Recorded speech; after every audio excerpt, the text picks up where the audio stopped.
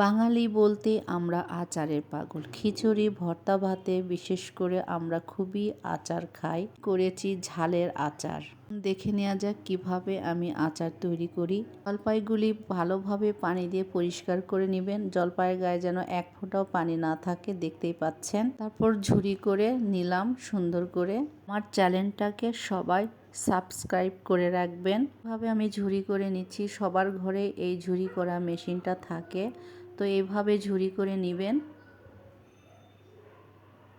ঝুরি করার পর জলপাই থেকে যে পানি বের হয় সেটা চিপে নিয়েছি, একদম ঝরঝরে করে নিয়েছি। এখানে সরিষা নিয়েছি, কালো এবং হলুদ সরিষা দুইটা মিক্সড করে নিয়েছি। আর এখানে আমি নিয়েছি সব রকমের মশলা, তেজপাতা, সাদা এলাচ, কালো এলাচ, দারচিনি, শুকনা মরিচ, জিরা আর পাঁচফোড়ন। সবগুলি মশলা ভেজে নিব একে একে।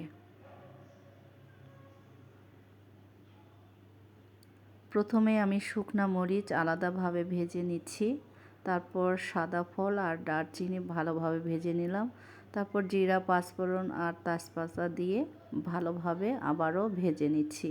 নেওয়ার পর ব্লেন্ডার করে নিব। এখন আমার ব্লেন্ডার করা শেষ, দেখতেই পাচ্ছেন কত ঝরঝরে হয়েছে মশলাটা। তো এইভাবেই যেন হয়। রসুন নিয়েছি এখানে, তারপর তেল চুলায় গরম করতে দিলাম, পরিমাণ মতো তেল দিলাম, তারপর এক একে রসুন দিয়ে দিলাম, বিট লবণ আর লবণ একসাথে দিয়ে দিয়েছি, একটু সামান্য চিনি দিয়ে দিয়েছি আর সব ভাজা মশলা দিয়ে দিলাম। তারপর একসাথে মেখে বয়ামে একটু ঢেলে দিলাম। ঢেলে দেওয়ার পর গরম তেল দিয়ে দিলাম। একদম ফুটন্ত গরম তেল না, একটু ঠান্ডা করে নেবেন, উষ্ণ গরম তেল, দেখতেই পাচ্ছেন। এই তো আমার হয়ে গেল আচার।